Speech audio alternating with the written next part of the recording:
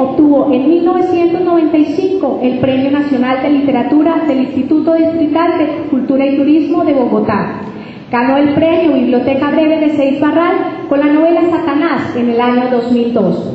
En 2004 publicó Escalera al Cielo, un libro de cuentos. Sean ustedes bienvenidos, los dejo con Cristo Figueroa. Buenas tardes.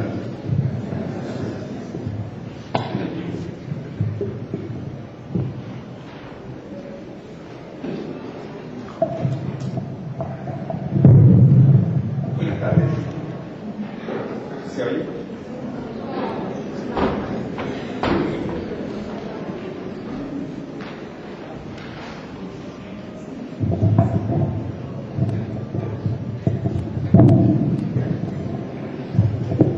Buenas tardes. Realmente, por muchas razones personales y afectivas, es mucho más que grato estar aquí con mi amigo Mario Mendoza, de quien fui profesor no por ser tan viejo.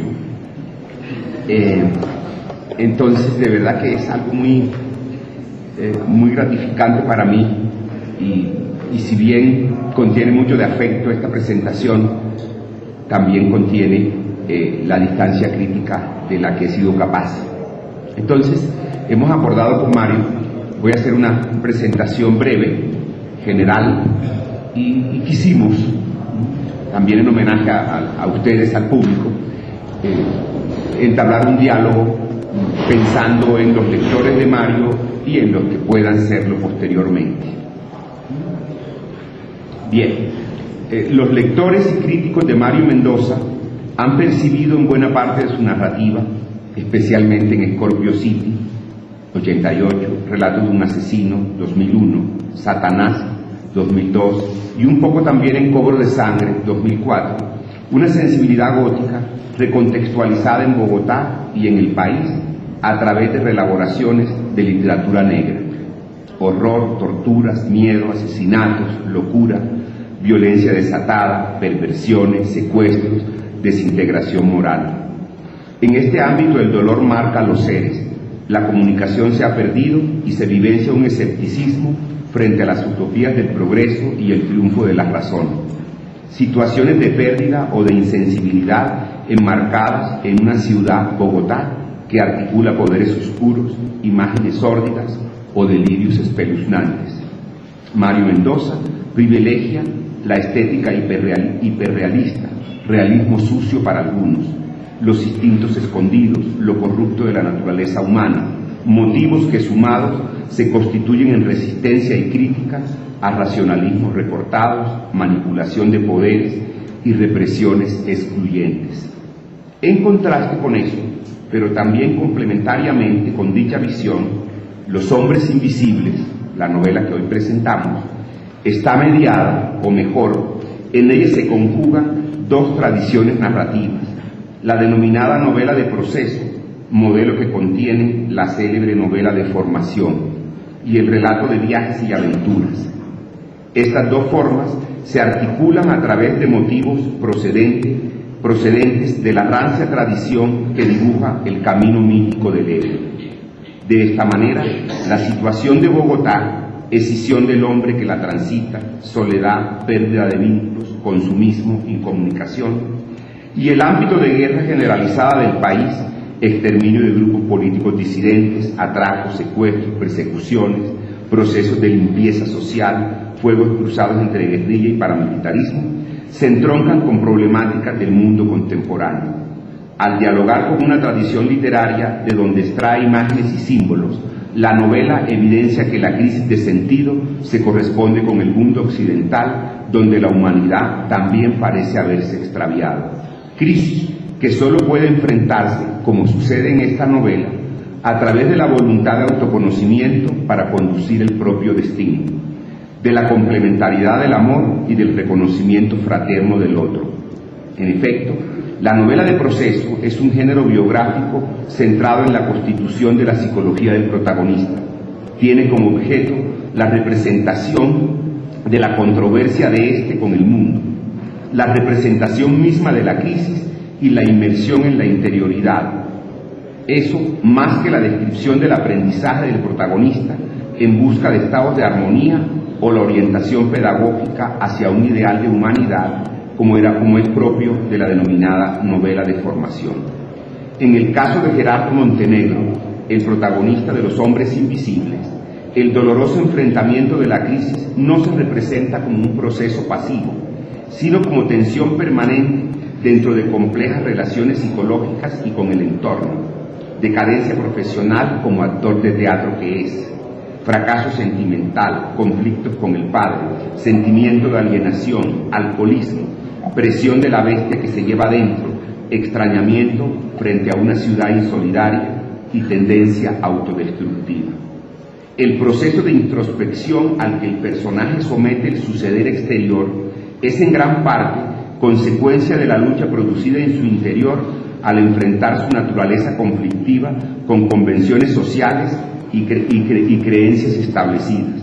Precisamente, las casualidades, las referencias eruditas, las reflexiones o las alusiones se incorporan al eje principal de la novela, que es el proceso del protagonista, mediante el significado simbólico de acontecimientos y situaciones. Eso nos explica la inserción de películas, la evocación de Gauguin, de Rimbaud o de Artaud como hombres que escapan de la manada, retablos japoneses, escenas de secuestro, alusiones literarias, todo lo cual se transforma en sustancia narrativa que marca el proceso psíquico de Gerardo. Creo que esta transformación de esos elementos en sustancia narrativa es lo que me hace pensar que estamos ante una novela absolutamente madura. La opción de Mendoza por el diario como forma narrativa permite la autorrepresentación del yo, quien se reconstruye mientras domina identidades secretas que pugnan por aniquilarlo y poco a poco valora el mundo a través de la voluntad y del empeño de reconquistarse a sí mismo. No es casual que el inicio de este diario novela incluya la imagen de un rompecabezas que contiene un destino extraño y cifrado, el cual convierte a Gerardo en un viajero que logra al fin transformarse interiormente. Quiero leer el primer fragmento de la novela donde eso, y así pueden conocer el tono de la misma. ¿Cuándo empieza realmente una historia? ¿En qué instante preciso la realidad parece cambiar de forma, de figura, y entonces uno sabe que ha sido lanzado a una serie de acontecimientos que le modificarán la vida para siempre? En este caso, la historia comienza con unas piezas sueltas que poco a poco fueron conformando un rompecabezas que me dejó en el borde peligroso de un abismo. En un principio no distinguí ningún dibujo en particular, pero semanas después las líneas, las curvas y los colores de las piezas me mostraron un destino extraño y salido de lo común, y sin planearlo me convertí en un viajero que tuvo que recorrer parajes agrestes y pueblos desconocidos para ser testigo de uno de los secretos mejor guardados en todo el continente, la existencia de la mítica tribu de los hombres invisibles. Entonces, digo, no es casual que la novela dibuje la imagen de ese rompecabezas y que el epílogo se constituya en la resolución del mismo, que precisamente deviene en la nueva identidad que adquiere el protagonista. Un pequeño fragmento creo que lo ilustra a la perfección.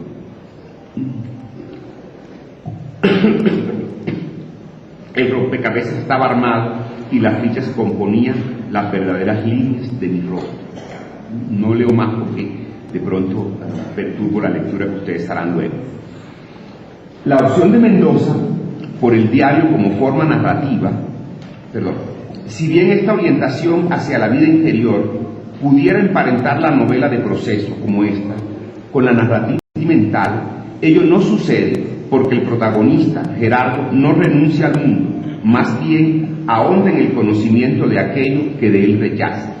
El protagonista no se queda fijado en dicho conocimiento, sino que lo transforma críticamente mientras se transforma a sí mismo. De allí la otra vertiente que atraviesa la novela, el relato de viaje. En este caso, se opta por la línea de la aventura interior que subjetiviza la geografía e identifica el viaje de exploración humana con la aventura, el riesgo y la incertidumbre. La fuga o fugarse es quizá, no por casualidad, la imagen más recurrente de esta novela. Esta nueva cartografía ya no es exótica, sino realista. Entraña el misterio que supone el encuentro con el otro, el cual no se corresponde, en el caso de Mendoza, con la idealización del buen salvaje, sino con el marginado por el centro, el habitante del otro país, el desconocido, el abandonado, que Mendoza hábilmente metaforiza en los encuentros de Gerardo en Buenaventura y especialmente en su estadía en el necropomio de Noanama. Creo que alguna de estas ideas leí hoy en el periódico presentando la novela.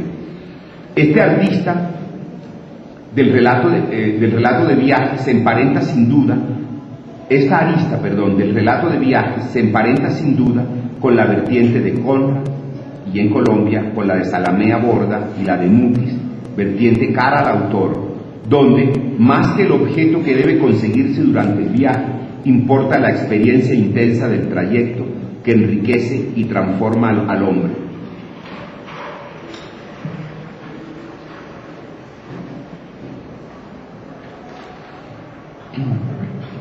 ¿Y qué mejor pretexto para comenzar un viaje que irme en busca de la tribu de los hombres invisibles? Como es de suponer, me importaba un cuerno si tal tribu existía o no. Lo importante era inventar un objetivo, cualquiera, el que fuera, e irme detrás de él. Es más, si no existía esa comunidad de indígenas alejada de la maledicencia occidental, como era apenas obvio, mejor. No es lo mismo irse detrás de un tesoro o de una mina de diamantes que irse detrás de un sueño. Entonces digo que en esta tradición por la que opta Mario, importa más la experiencia intensa del trayecto que enriquece y transforma al hombre. E importa también la búsqueda frenética de un sueño, mediada precisamente a través de la voz de Álvaro Mutis, homenajeada en la novela. Buscar e inventar de nuevo, aún queda tiempo, bien poco es cierto, pero es menester aprovecharlo. Se explica así el final abierto de la novela. Gerardo vive la consecuencia de su fuga de la ciudad como una redención, disfruta su relación con Teura, se alimenta de su propio huerto, construye un centro de salud para servirle a los otros y transforma en escritura su experiencia de asaltar el paraíso después de salir del infierno, de incomprensión y de haber vivido un purgatorio de indiferencia. El proceso psicológico de Gerardo y del viaje interior recrea de manera diferenciada el trayecto mítico del héroe. Gerardo recibe un llamado misterioso. Encuentro con Jesús Castelblanco, el antropólogo recluido en la clínica psiquiátrica, quien lo exhorta a buscar el paraíso, contenido en una tribu de hombres invisibles que ha permanecido incontaminada. Después de enterrar a los padres, responde al llamado, busca a Jesús y a través de su hija obtiene el diario de este, cuya lectura deviene en espejo de sí mismo al contener un destino cifrado que dispara la búsqueda del protagonista.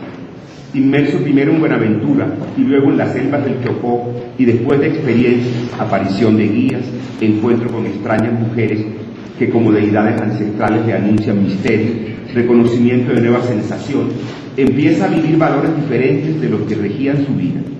Tras de superar muchas pruebas, obtiene la revelación, el autoconocimiento, salda deudas con Bogotá y regresa al necropomio para dedicarse al servicio de los demás.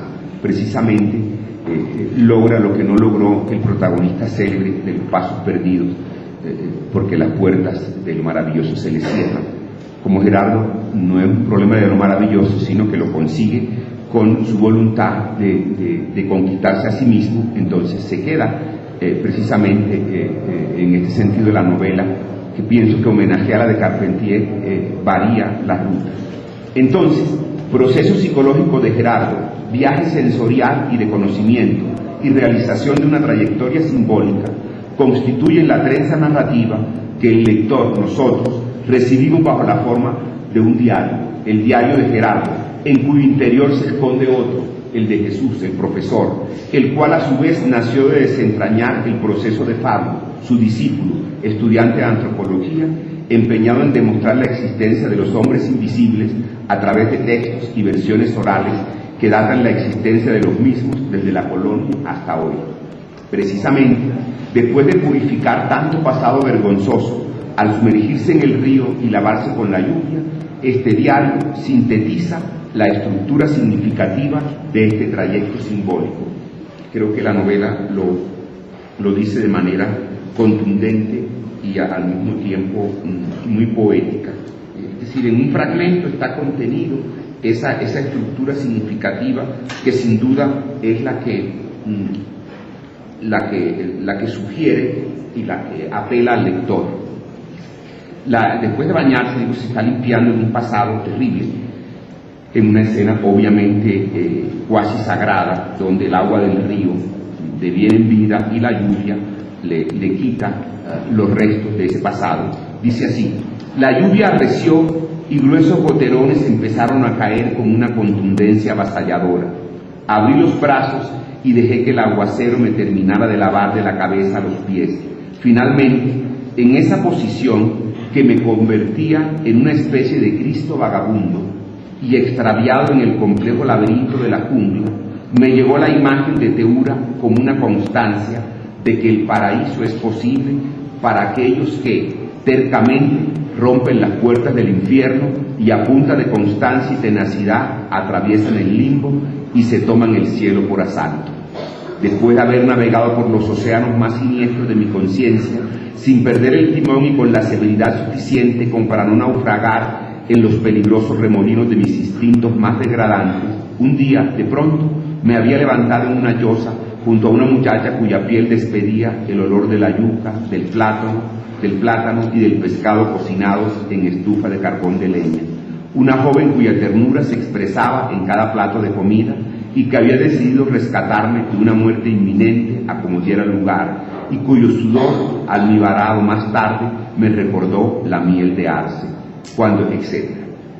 Entonces, pues, la sucesiva puesta en abismo de una escritura que contiene otra fortalece la idea de que escribir en este texto, y pensaría yo que en toda la obra de Mendoza, significa multiplicarse, ser otro, poética que anima la novela y gracias a la cual Gerardo tiene la gran epifanía: ha hallado por fin un lugar en el mundo. Muchas gracias.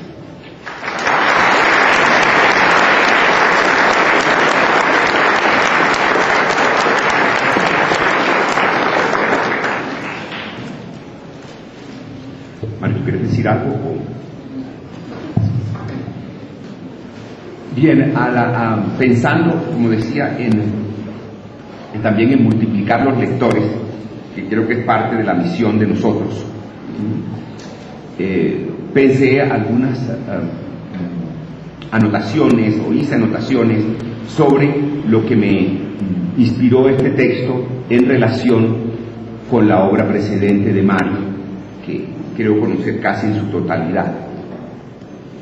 Por ejemplo, una cosa que me imagino que los lectores de Mendoza estarán de acuerdo conmigo: uno nota que en todos los textos, desde Scorpio City, digamos, están atravesados por diversas formas de violencia.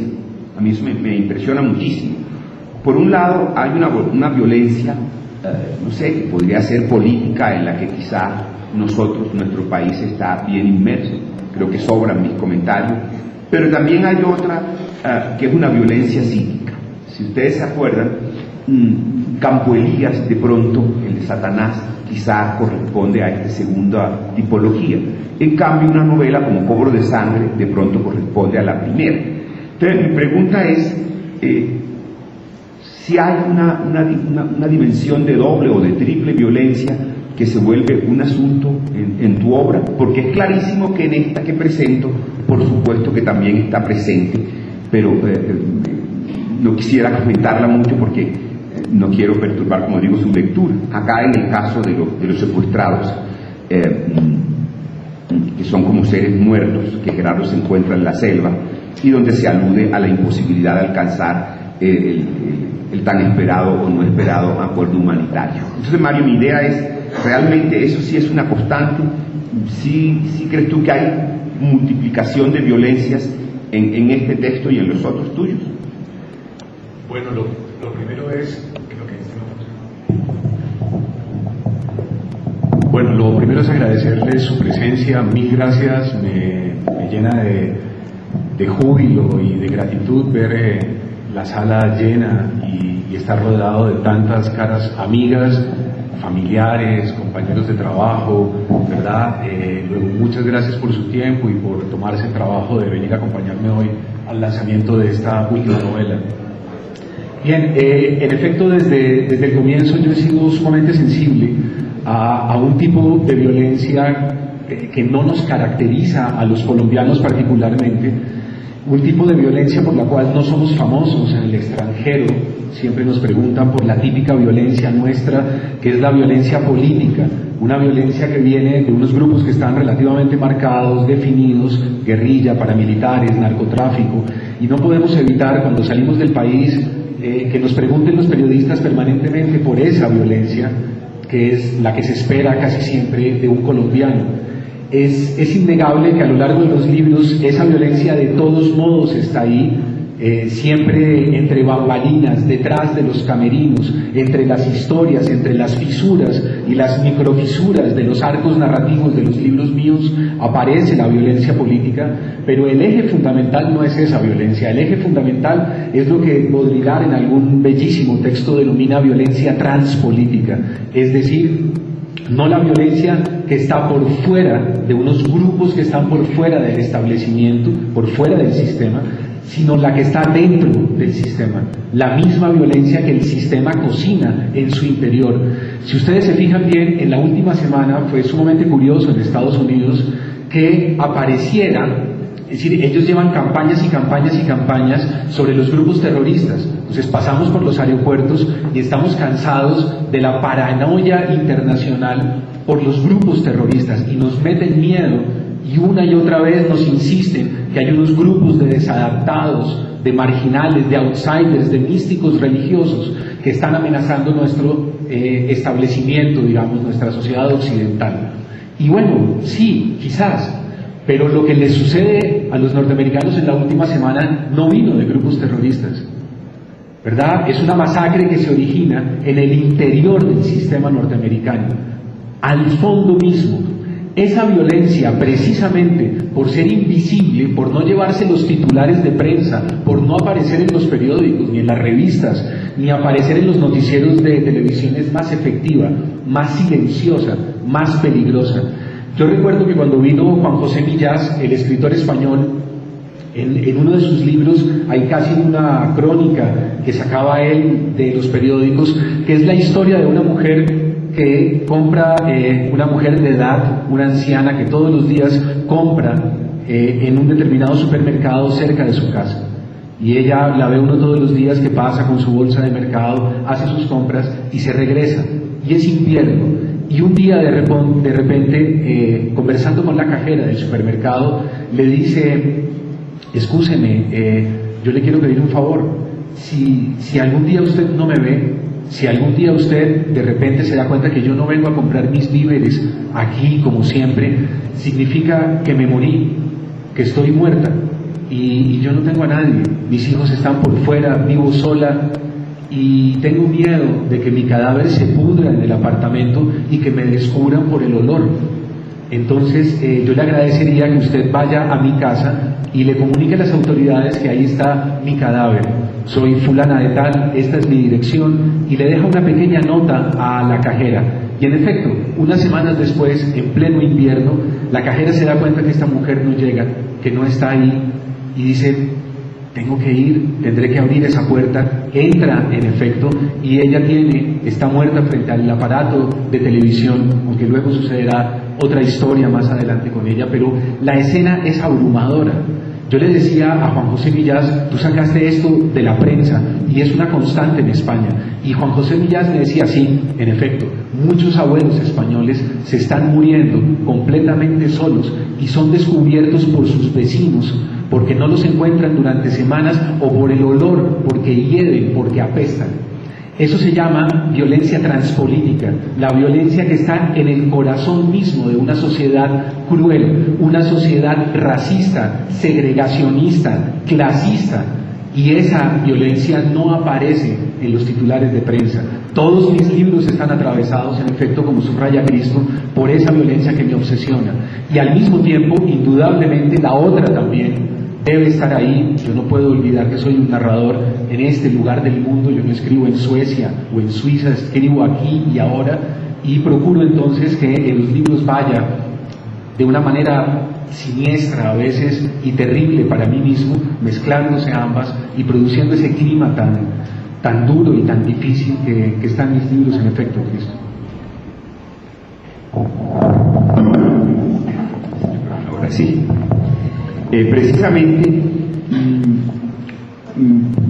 pensaba yo, ¿verdad?, que por ahora voy a hacerle unas preguntas que me inquietan a mí con relación un poco a toda la obra, luego entramos en la de hoy. Pero decía que recordaba, por ejemplo, que en Scorpio City hay toda se explaya la narración en describir el exterminio de la gente del cartucho, la muerte de las prostitutas, los episodios, si se recuerdan, de limpieza, y todo tiene que ver con las fuerzas paraestatales, digamos así. Incluso también se anota eso en Satanás, por supuesto. Yo creo que sí, que está la violencia psíquica en Satanás. Pero pensando y como te decía, en Cobro de Sangre, sin duda que creo que es de las novelas la que contiene más significado de la violencia en la que estamos enmarcados, que esa, en el caso de esta, tiene que ver con el exterminio de la UP. ¿Se acuerdan que el protagonista de esta novela, después de purgar cárcel 17 años, sale y no tiene nada? Y es entonces cuando, precisamente, parecido a lo que pasa en Los Hombres Invisibles, decide emprender un viaje a La Guajira, y ese viaje, de lo que quiero que hablemos luego, es un grito pues de sensorialidad, un grito de afirmación vital. Entonces, mi punto va a que, siendo así, y pensando en un cuento que a mí me gusta mucho también de tu libro La Escalera al Cielo, que se llama La Revolución, pensaba, algunas veces he oído decir, o en los periódicos o en conversatorios, que de pronto Mario, o la generación a la que tú perteneces dentro de las vetas de la narrativa colombiana contemporánea, está más pendiente de la publicación. Creo que he oído decir cosas como así, de la publicación, de los medios, de escribir mucho, y que no tienen posición política. Yo pensaría que es todo lo contrario, y en tu caso en particular la posición política es evidente. Entonces, fíjate ¿qué pudieras decir? No sé si recuerdan el público ese cuento que se llama La Revolución, que es muy bello porque es un joven que ama la vida, la buena comida, las mujeres, el cuerpo, la piel, los olores, y que piensa que la vida tiene que estar primero que cualquier otro compromiso, incluido una revolución social. Y va convenciendo en el cuento a un señor que ha estado implicado en cosas de explosivos, y como el señor está vendado, me parece que hay una metáfora allí, está vendado, este señor de este cuento no sabe que el joven le está diciendo que está viendo por una ventana una bella mujer que se está desnudando, que están dando una película hermosísima en televisión, que ve la comida, que ve la vida fluir, y cuando él se va, porque viene otro a cuidarlo, tienen que cuidarlo al señor, el señor quedó entusiasmado con la vivencia que había tenido con el joven, y al otro que lo cuida le pregunta qué más han dicho del programa de televisión, etcétera. Resulta que eso nunca ocurrió. Lo que veo yo ahí, Mario, es una metáfora, digo, en ese cuento, pero que estaría también en la novela, en Cobro de Sangre. Es una posición política, solo que no es una posición política, digamos así, ortodoxa. Entonces a mí me gustaría que nos hablaran un poco de eso, porque creo que los apartados narrativos de estas novelas, el caso del cuento, que me parece una metáfora de lo que pensarías tú seguramente sobre la necesidad de una revolución integral que no solamente implicara lo económico o lo social, sino sobre todo la vida misma, la sexualidad, la amistad, el trabajo, todas las cosas, que creo que es lo que se metaforiza en ese cuento. Entonces, ¿qué opinas tú de esa idea? ¿Sí será verdad? Yo creería que Cobro de Sangre te implica te implica como autor en una digamos, en una descripción, en una fotografía del país político dañado en muchos sentidos. Sí, bueno, en efecto, quiero quizás torcer esta pregunta y dar la vuelta para llegar al final y contestarla. En 1988, estando en Israel en unas condiciones sumamente difíciles, me retuvieron por un tiempo las autoridades y me soltaron una madrugada en el Monte de los Olivos en Jerusalén, en el sitio en donde crucificaron a Jesús. Y era una madrugada, eran las 4:30 o las 5, era el primer llamado para la oración en la mezquita, y escucho al muezín cantar esos primeros versos del Corán, ¿no? Oh tu Dios, el misericordioso, tú el generoso, el que todo lo das, etcétera, etcétera. Y sufrí lo que en psicología profunda se llama un turning point, un punto de giro, un instante en el cual la conciencia se tuerce 180 grados y uno comprende algo que no puede comprender si no es en una situación extrema, en una situación límite. Me llegó de repente a la cabeza el poema de Octavio Paz, de Piedra de Sol, que había leído con mis maestros, por cierto, en el que dice: el olvidado asombro de estar vivos. Y me di cuenta que nosotros nunca nos asombramos de eso, que nos levantamos por las mañanas y enfrentamos nuestros oficios, nuestros trabajos, nuestras responsabilidades, y nos parece normal, nos parece común y corriente. No, es un milagro. Estar vivo es un milagro, y uno nunca se mira en el espejo y uno nunca se toca, uno nunca se palpa, uno nunca se ve los dedos, las manos, los ojos, y dice: un día más, tengo un día más. ¡Qué sorpresa, qué maravilla! Lo que los románticos llamaban carpe diem, ¿no? Tienes el día de hoy todavía, aún lo tienes, es posible. Ese carpe diem viene de un poema que es la Oda a Leucónoe, que es del poeta Horacio, cuando ve en una calle de Roma de repente a una gitana dando la suerte a los transeúntes, a los caminantes, así como tantas veces vemos hoy en día astrólogos y futurólogos diciéndonos siempre qué va a suceder. Y Horacio pasa por la calle, ve a Leucónoe dando la suerte y le dice: Leucónoe, ¿para qué te preocupas por el futuro? Carpe diem, ¿no? Tienes el día, vive el día de hoy, que todavía es tuyo. Y eso fue una divisa para los románticos, fue una consigna, casi una divisa de guerra, una manera de vivir a fondo cada uno de sus días. Yo recordé eso de repente. Yo pensé que nos iban a fusilar a otro individuo y a mí, que nos acababan de sacar, y nos regresaron nuestros morrales, nuestros pasaportes, y nos dieron una orden en que teníamos que abandonar el país 24 horas después. Yo salgo por Haifa y finalmente llego a Creta, de Creta logro llegar a Pireus, a Atenas, y regreso. Y nunca olvidé que ese momento fue un momento sagrado, un momento de compromiso vital, que es un compromiso político también, ¿verdad? Un compromiso con la vida es un compromiso directo también, con una cierta ética, con una estética y con una política. Más adelante, en el año 2000, en el Departamento de Literatura, donde yo llevaba casi 10 años dictando clase, abro una revista y me tropiezo un verso de la tribu de los navajos en Norteamérica, un poema de solo un verso, anónimo, y vuelvo a sufrir otro turning point, otro punto de giro. El poema decía: salta, ya aparecerá el piso. Y me pareció sorprendente ese verso. Ya aparecerá el piso. Vamos por la vida dubitativos, temerosos, agarrados a algo.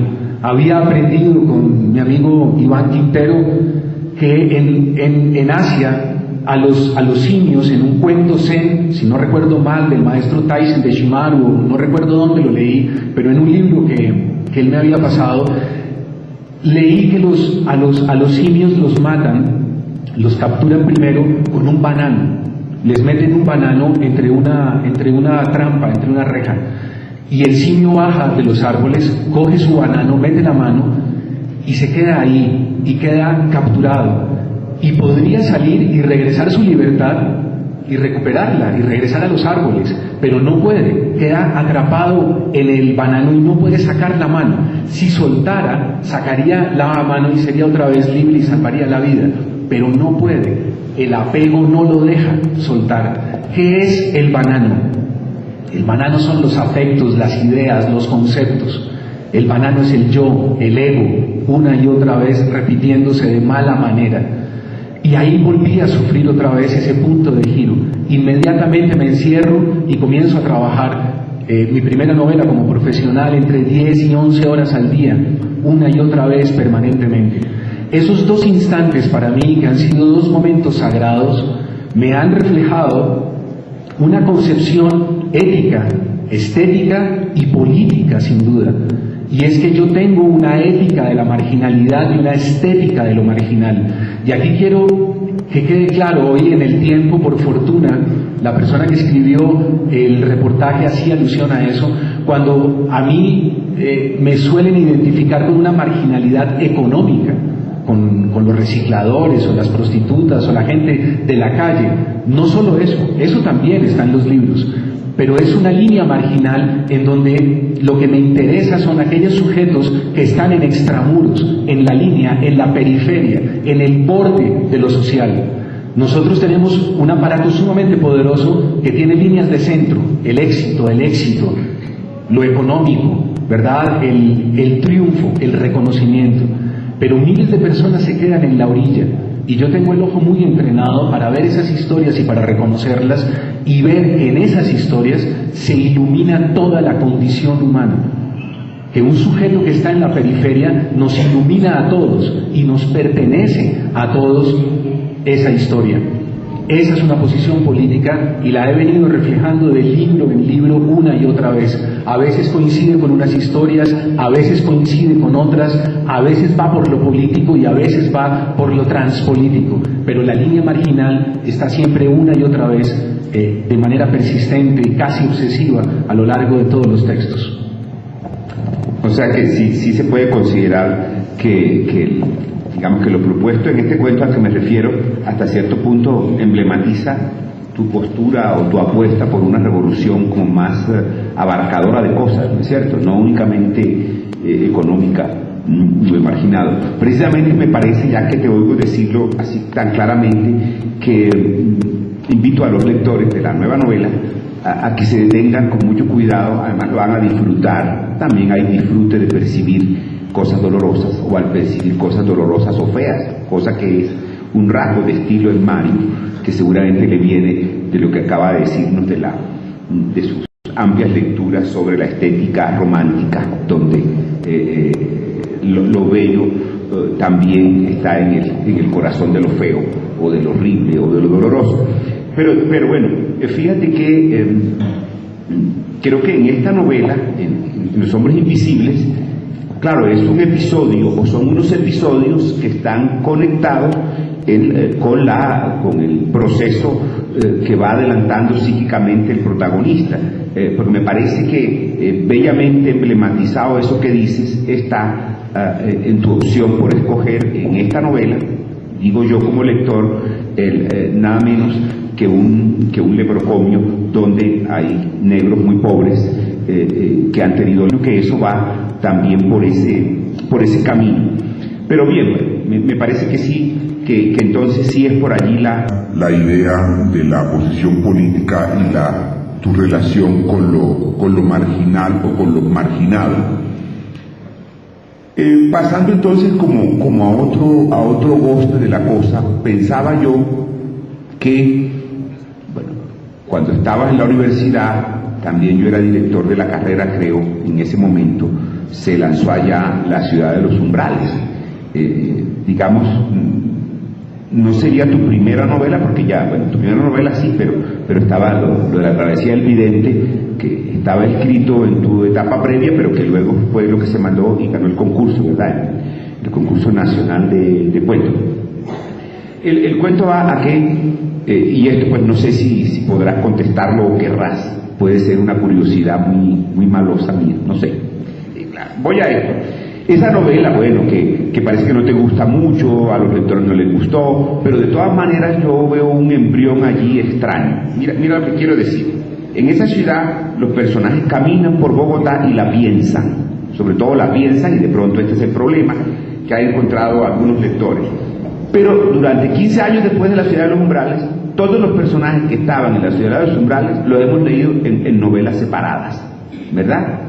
Simón estaba allí, todos estaban. Si ustedes recuerdan, es como si ese fuera un árbol y entonces luego se va haciendo una novela sobre cada uno de los que estaban paseando en la Bogotá, en La ciudad de los umbrales. Entonces me encuentro con Los hombres invisibles, donde como señalé, ya no estás tan pendiente, digamos, estás en otro momento y ya ni el corte de la novela policíaca ni los horrores de la novela negra interesan tanto, sino me parece, como yo señalé, la cosa del viaje y la novela del proceso, ¿no?, que es distinto. Entonces me pregunto, ¿es que acaso habría allí como un mapa secreto? Es decir, hay un ciclo que se está cuajando, que se está cocinando, porque fíjense, cualquier lector que lee esto y no sabe lo que yo digo, es como si hubiese un sistema de envíos y reenvíos al interior de este universo o de este mundo narrativo que tú has creado, Mario, pero que obviamente que está inconcluso. Sabemos que estás escribiendo más. Entonces, no sé cómo ves tú la ubicación de esto dentro de ese mapa secreto que yo intuyo. Ay, Cristo, eso es una alusión de gran agudeza como lector. En efecto, cuando les contaba que regreso a Colombia a finales de los 80s, yo lo que tengo claro es que voy a construir una obra literaria, no un libro. Yo no voy a escribir un libro, voy a construir una obra, que son dos propósitos distintos. Construir una obra literaria significaba para mí, calculé entre 20 y 25 años de trabajo, ¿verdad? Que era muy raro tener 23 años y saber que uno tenía que dedicarse 25 años a construir lo que estaba imaginando.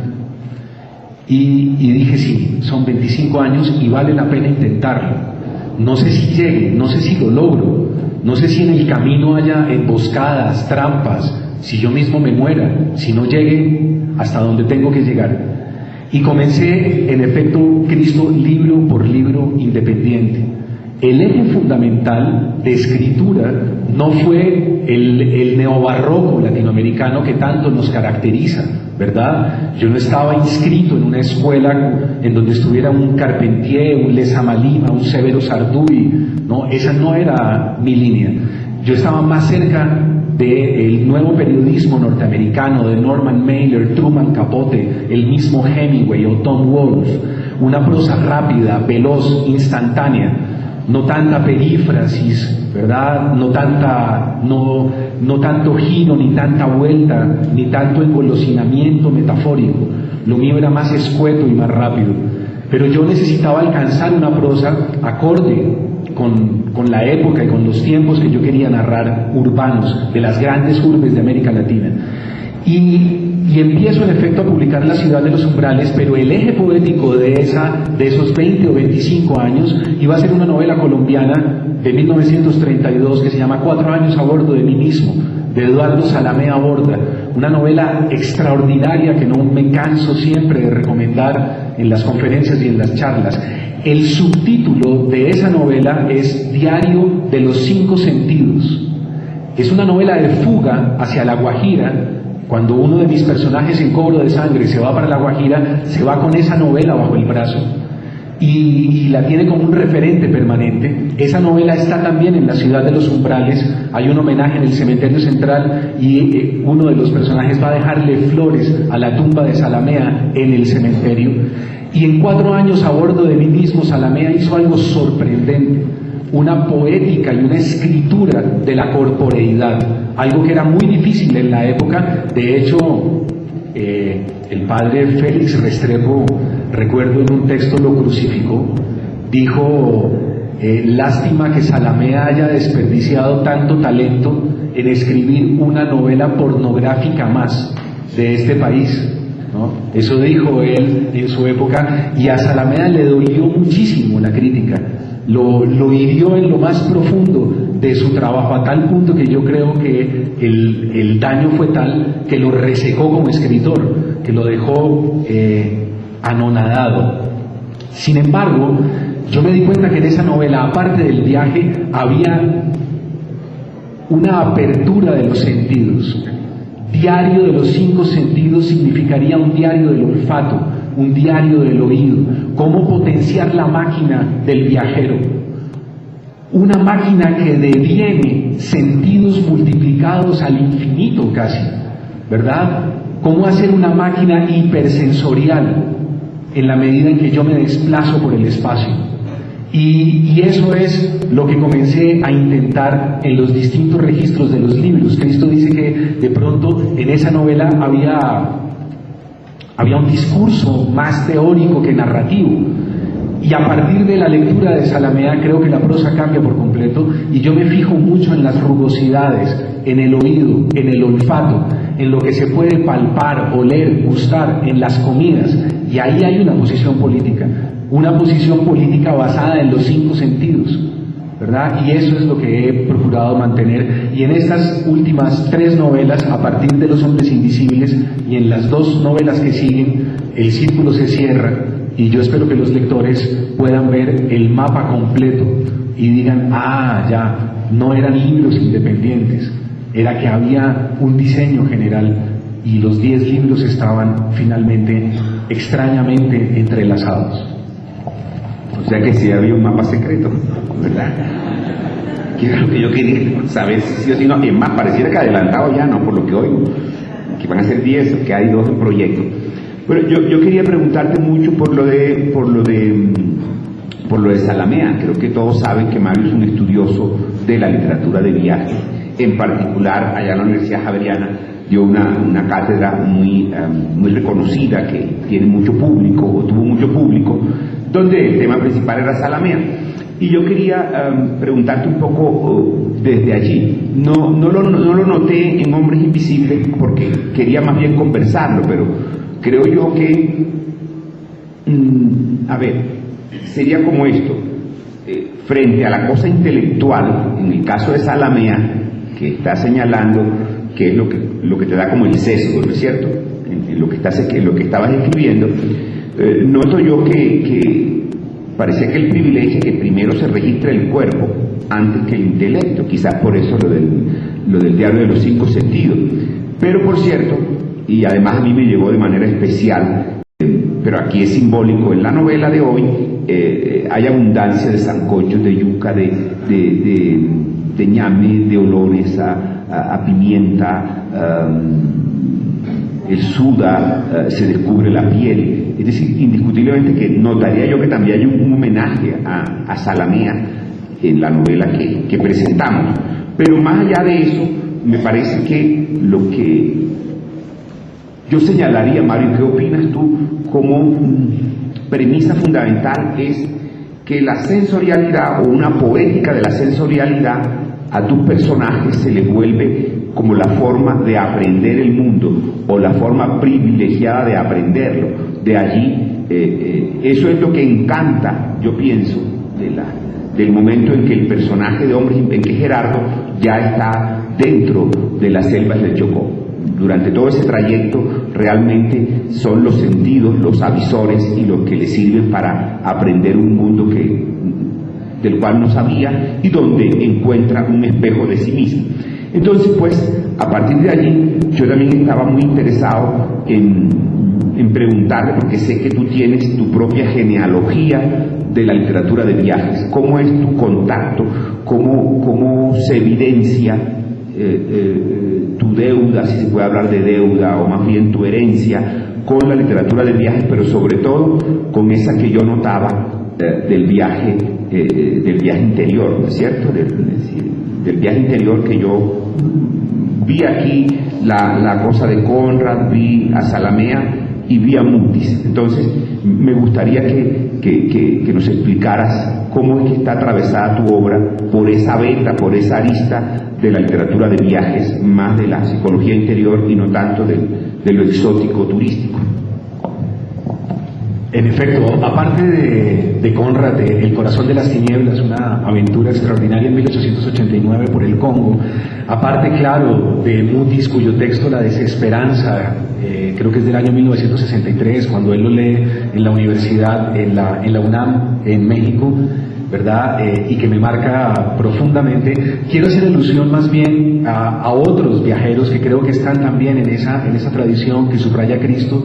El primero de ellos sería Artaud, ¿verdad? Artaud descubre en unas investigaciones que hace sobre la peste en el siglo XVIII, descubre que hay apestados anterior a la famosa llegada del barco al puerto. Ustedes se acuerdan que en el siglo XVIII, que es el famoso mito de Nosferatus, ¿verdad? Cuando llega la peste y que arrasa una gran parte de la población europea, se dice que en ese barco que venía de Oriente, que en las películas siempre sobre Nosferatu es un barco que llega con cadáveres, lleno de ratones, ¿no? Y que más adelante va a aniquilar a toda la Europa de ese siglo.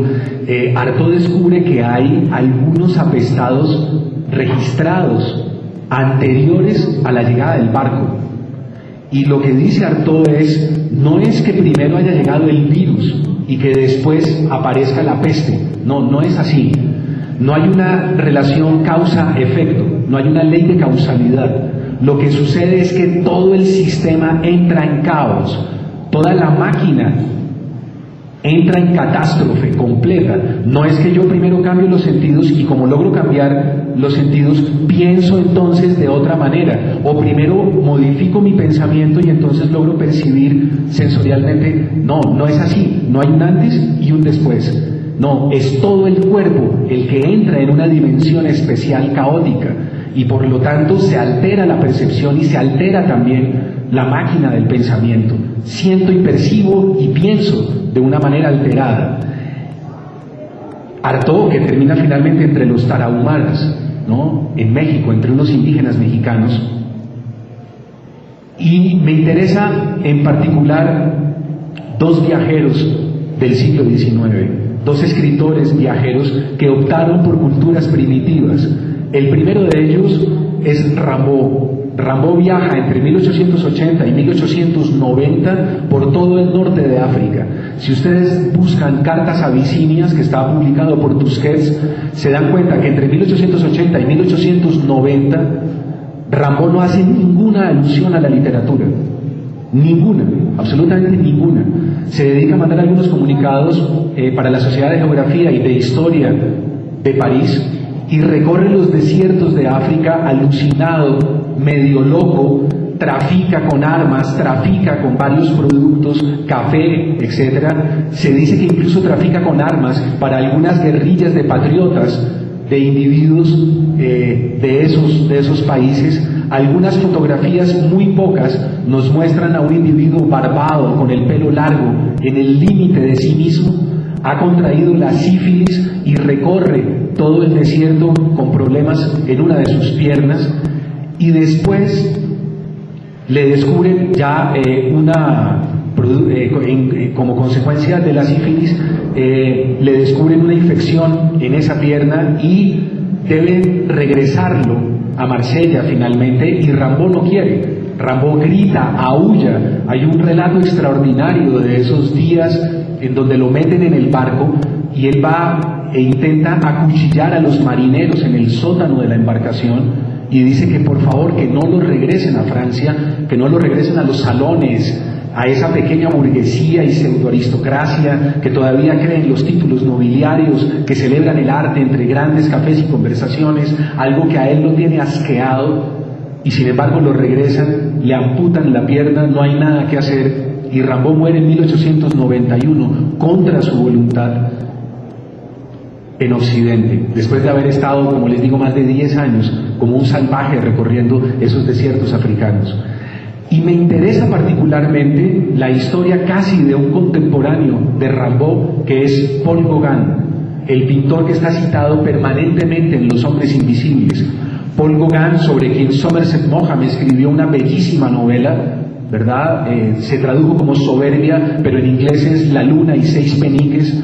Gauguin, que trabaja en el canal de Panamá como obrero, como peón, que contrae la sífilis en un burdel en Panamá, que decide irse hacia los maoríes, hacia las islas de los mares del sur y después aún más hacia las Islas Marquesas, lo más lejos posible que fuera de esa Francia elegante y distinguida, arquetípica del siglo XIX. y que entre los maoríes, muy cerca de Tahití, contrae la lepra y que está sifilítico, leproso, medio ciego, pero feliz de estar lejos de, ¿verdad? Una fuga que ejecuta también después de un enfrentamiento con Van Gogh. Si ustedes recuerdan, ambos construyen un sueño, que es la Casa Amarilla. Sueñan con estar juntos, con una sociedad de artistas cuyas sensibilidades los deben unir para siempre, y no resulta así. Hay un enfrentamiento con Van Gogh muy duro, ¿no? Es el famoso instante en el que Van Gogh se cercena la oreja, se mutila la oreja y va a entregarle la oreja en un pañuelo a una prostituta, y ese es el momento de ruptura, y Gauguin dice: finalmente tengo que irme. Por eso en los retratos de Van Gogh hay retratos anteriores a la mutilación de la oreja y autorretratos posteriores a la mutilación de la oreja. Y esa fuga y ese viaje hacia las islas de los mares del sur, creo que la recupera no en vano Vargas Llosa en la novela El paraíso en la otra esquina, porque me parece que en el centro de la sociedad occidental algo está sucediendo, algo hiede, algo apesta, algo sigue mal, y los artistas son los encargados de subrayar una y otra vez que no progresamos, que no vamos para mejor, que algo está pasando, y que quizás los hombres del siglo XIX, que lo gritaron con tanto, casi desgarrándose, los del XX y los del XXI, tenemos que seguir insistiendo en que nos estamos despeñando, ¿no? Toda la historia del siglo XX confirmaría lo que los del siglo XIX habían intuido, ¿no? Varios párrafos de Nietzsche o de Kierkegaard, yo los relaciono con autores decimonónicos de literatura, en donde creo que ellos sabían el gran despeñadero que sería la Primera Guerra Mundial, la Guerra Civil Española del 36 al 39, la Segunda Guerra Mundial, Vietnam, Corea, hasta los últimos bombardeos en Afganistán y en Irak, ¿no? Que confirman que esto no ha sido sino una aventura de sangre y una aventura de muerte disfrazada de una modernidad científica y racional. Muy bien, Mario, muchas gracias sobre eso.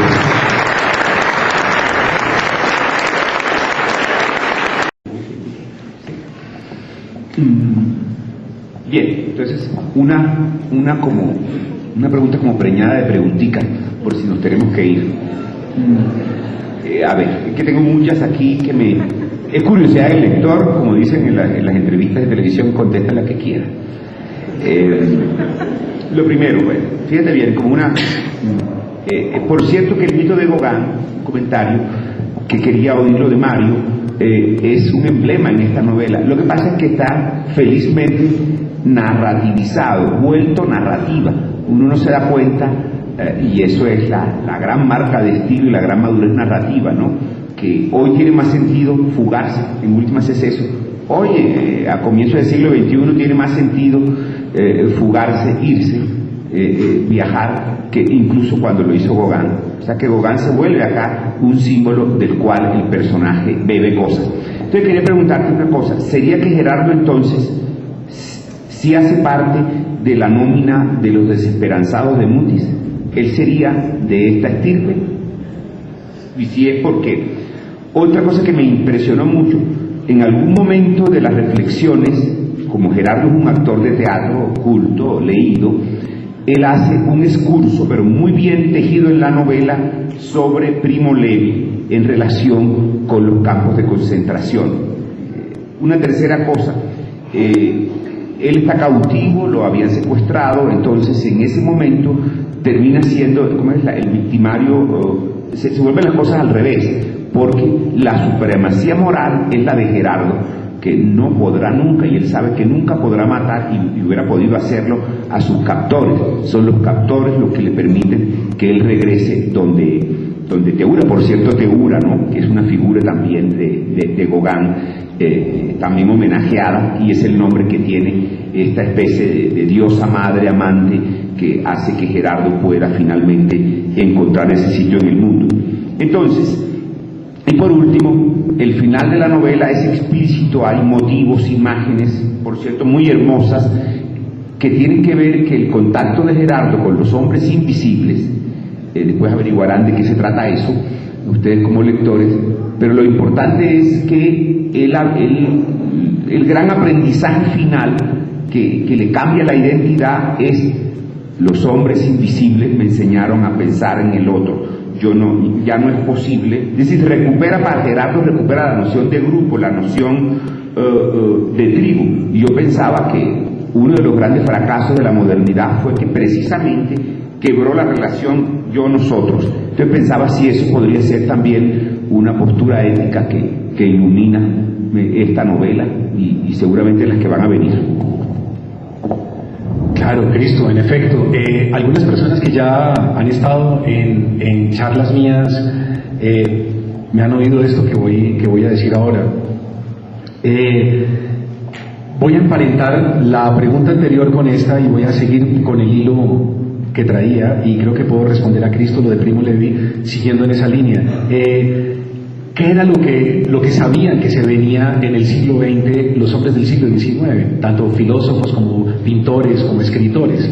Que era falso el mito del progreso, ese mito de la modernidad, de que íbamos para mejor, de que un día íbamos a encontrar igualdad, justicia, fraternidad, ¿verdad? No es cierto. El proyecto de la modernidad que se inicia con los hombres del Renacimiento, Leonardo da Vinci, Marsilio Ficino, etcétera, y que Petrarca, y que se confirma a lo largo de los siglos venideros hasta el siglo XVIII. El siglo XVIII no en vano, siglo de las luces, siglo de la razón, Montesquieu, Diderot, etcétera, confirmará el proyecto de los hombres del Renacimiento. Pero de repente ahí aparece un movimiento de fractura fundamental, el movimiento Sturm und Drang en Alemania, el movimiento Tempestad y Empuje, que es el origen del movimiento romántico y es la primera crisis fuerte que tiene la modernidad racional. De ahí en adelante todo el siglo XIX no será más que una serie de artistas subrayando una y otra vez esa crisis. No vamos para mejor. Ya había pasado Napoleón. Intentamos, sin embargo, una modernidad política y no es así. Nos estamos despeñando. Y lo confirma 1914 con la entrada en la Primera Guerra Mundial, un genocidio a gran envergadura, ¿verdad? La primera aviación, la técnica para lo que sirve finalmente es para la construcción de grandes aviones que asesinan y masacran a los soldados en las trincheras, algo que no se veía en la Guerra Franco-Prusiana de 1870, en donde todavía teníamos dos ejércitos enfrentados, o en el caso de Napoleón. Por primera vez en la Primera Guerra Mundial pasan los aviones y van chamuscando y quemando miles y miles y centenares de miles de jóvenes europeos. Y eso no para ahí, eso no se detiene. La Guerra Civil Española del 36 al 39 nos deja también una historia un poco negra, y es una microguerra mundial. Ahí se dan cita todos los actores del conflicto de la Segunda Guerra. No en vano Picasso va a dejar ese testimonio desgarrador que es el Guernica, que son los bombardeos finalmente de aviones nazis a poblaciones españolas. Y Hitler está agazapado esperando a ver qué va a pasar en España. El 1 de septiembre de 1939 Hitler toma Renania, y con la toma de Renania se inicia la Segunda Guerra Mundial. Ya tiene muy bien a Franco posicionado, sabe que tiene a Mussolini y enfrenta la Segunda Guerra. La Segunda Guerra son, si no recuerdo mal, en la enciclopedia británica, 52 o 53 millones de muertos, ¿verdad? Y en la mitad de esa guerra está Auschwitz, Treblinka, Wagen-Wagen, etcétera. ¿Cómo creer en el hombre después de los campos de concentración? Que no lo hicieron pueblos salvajes, lo hizo un pueblo de filósofos y lo hizo un pueblo de grandes intelectuales como era Alemania. Un exterminio de gran envergadura, personas cocinadas y chamuscadas en los hornos crematorios alemanes, ¿verdad? ¿Cómo creer en el hombre después de Hiroshima y Nagasaki en agosto del 45? Los Estados Unidos bombardean poblaciones civiles, no poblaciones militares, poblaciones civiles. ¿Cómo hace uno para creer después en el proyecto del humanismo? Y Primo Levi deja un testimonio que es desgarrador. Y yo creo, en efecto, que de ahí en adelante esto no ha sido para mejor. Ahí se acaba una gran aventura de la modernidad racional. No en vano toda la discusión académica, Cristo, modernidad, posmodernidad, tiene un eje clave que son los bombardeos de Hiroshima y Nagasaki, por los cuales los Estados Unidos además nunca han aceptado una responsabilidad internacional. Recuerdo perfectamente que Albert Einstein escucha los bombardeos por la radio y le escribe a Niels Bohr, el físico danés, que es el que coordina el proyecto Manhattan, el que coordina todas las investigaciones sobre la bomba atómica, le escribe una carta en la que le dice, porque Einstein sabe lo que han hecho en Japón, le dice, comillas, si Leonardo supiera lo que hicimos con la investigación de las leyes de la naturaleza, se avergonzaría, como me ocurre a mí ahora, de llamarse científico. En verdad me siento como el último eslabón de una larga cadena. Cierra comillas. La frase es impresionante. Si Leonardo supiera, ¿quién? Leonardo da Vinci, por supuesto. Einstein sabe que esa aventura de la investigación de las leyes de la naturaleza se origina en el Renacimiento. Si Leonardo supiera lo que hicimos con la investigación de las leyes de la naturaleza, se avergonzaría, como me ocurre a mí ahora, de llamarse científico. En verdad me siento como el último eslabón de una larga cadena. Es decir, la cosa se origina allá y se cierra aquí con Hiroshima y Nagasaki, y Einstein tiene esos 500 años muy claros dentro de la cabeza. Yo tengo, a lo largo de todos los libros, la conciencia permanente, casi hiperlúcida, de que seguimos extraviados en una modernidad que no logra reunir o agrupar otra vez unos ideales, unos conceptos y un proyecto que nos defina hacia adelante. Y eso produce esta sensación terrible de estar caminando quién sabe hacia dónde. En el documental de Al Gore, que algunos de ustedes habrán visto, queda claro que ya ni siquiera somos una amenaza para nosotros mismos, somos una amenaza para las otras especies, ¿verdad? Para las ballenas, las focas. Estamos acabando con todo. Somos en realidad como mensajeros de un extraño y misterioso apocalipsis. Y mi obra está atravesada por esa conciencia de los del 19, los del 20, Primo Levi, y el fracaso finalmente de esa modernidad racional. Y bueno, creo que estamos sobre el tiempo. Yo les agradezco mucho. Voy a firmar ahora más tarde.